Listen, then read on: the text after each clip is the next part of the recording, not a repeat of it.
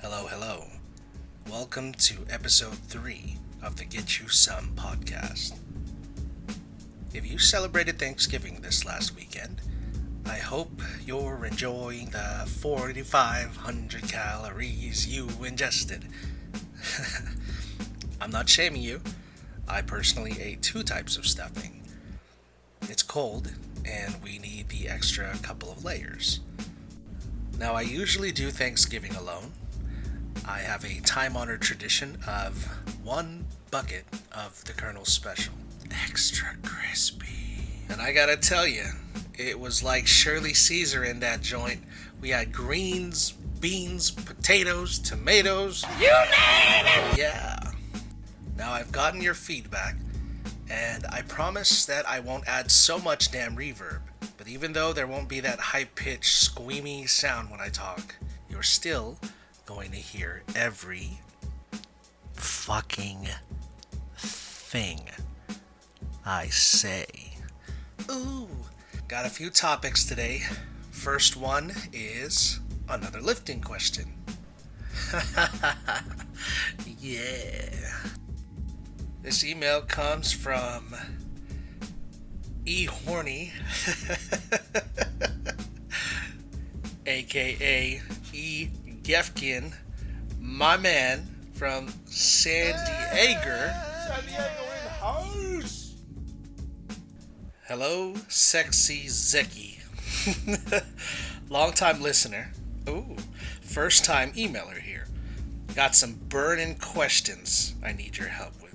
Burning!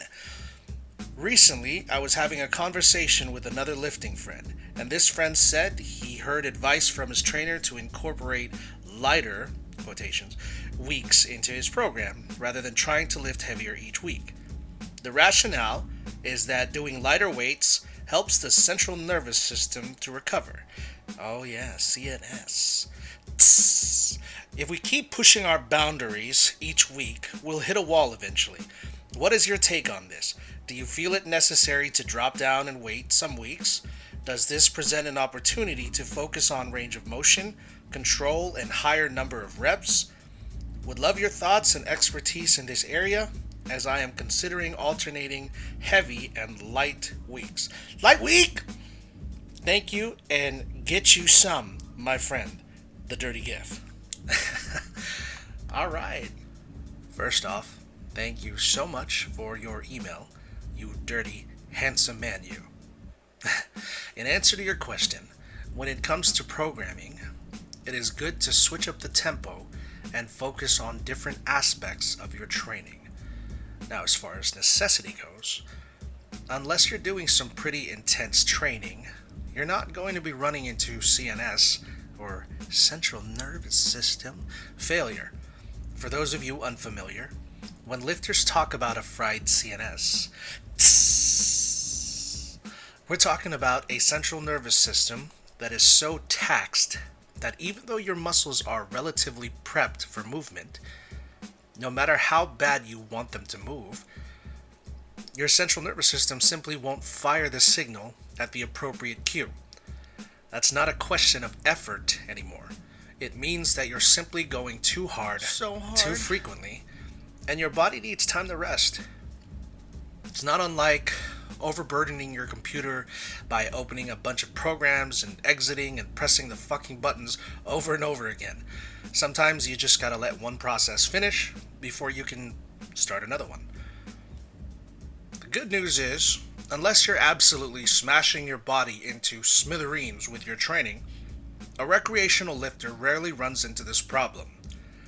In my experience, it happens most either near peak time or when we're just getting in the swing of things and going a little too ham. Either way, it's good to switch up the training because you need to develop the 2, or if you want to be specific, 3 types of muscle fibers used in training.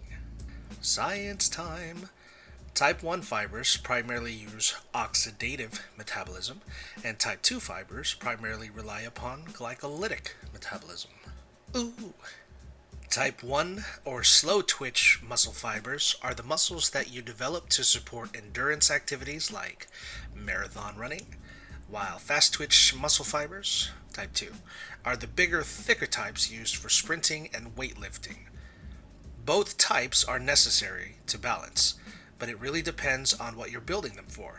Type 1 fibers are less prone to fatigue, but they don't grow quite as quickly or as large.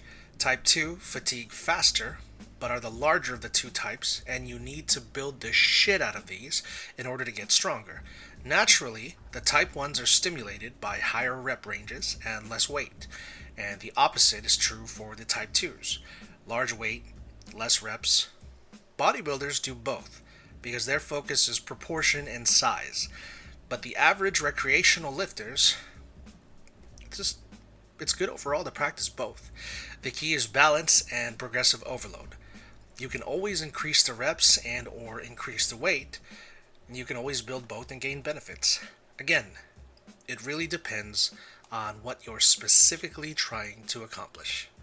This is true with this, and really with any kind of training you do. I hope that answers your question. That brings us now to our first sponsor, L'Oreal, because Zoe Dave Chappelle is worth it. Wu-Tang! Oh! Still waiting on those sponsorships. Alright, time to move on to our next topic. Music choices. Dear Zechs, I know you're a big fan of the late and great Chester Bennington of Linkin Park, rest in peace, who tragically took his own life in 2017.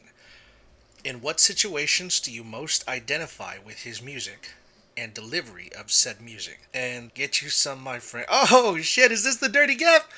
Man, twofer. Hey, you better get you a friend that supports you like my mans. Holy shit. Again, thanks for the email, and I'm going to try my best to itemize these for you.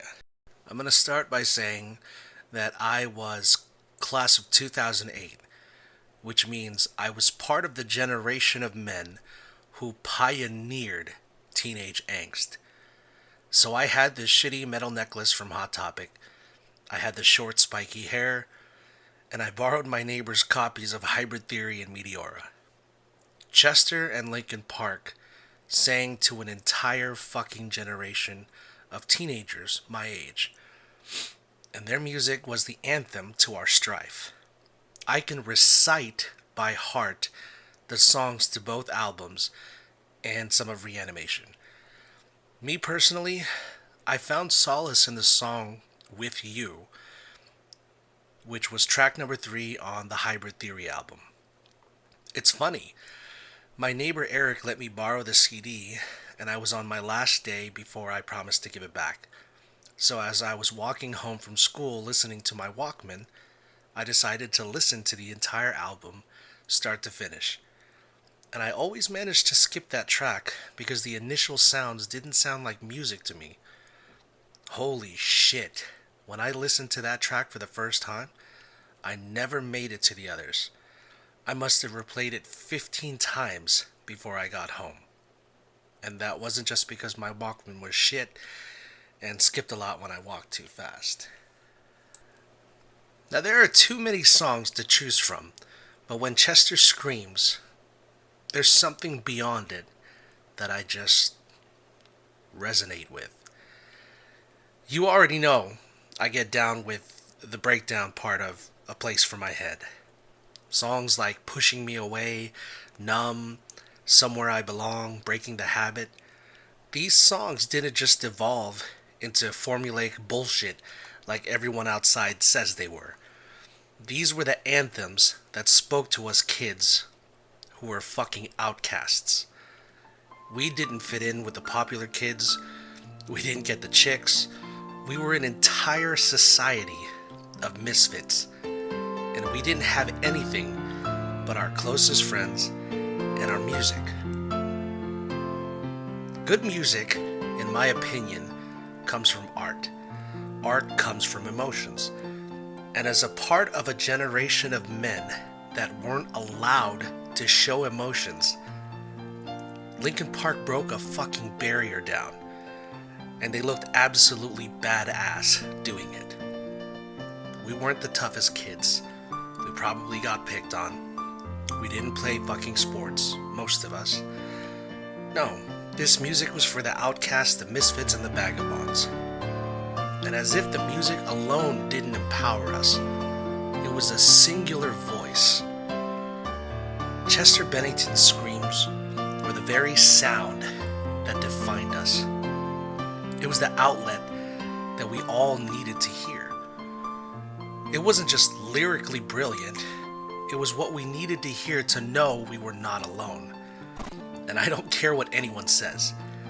Linkin Park, Mike Shinoda, Chester fucking Bennington sang the lyrics and the words we didn't know we were allowed to say out loud. And when he died, a part of us fucking died too. God bless you, Chester Bennington, and God bless Linkin Park. I woke up in a dream today to the cold of the static and put my cold feet on the floor. Forgot all about yesterday, remembering I'm pretending to be where I'm not anymore. A little taste of hypocrisy, and I'm left in the wake of the mistake, slow to react. And even though you're so close to me, you're still so distant, and I can't bring you back.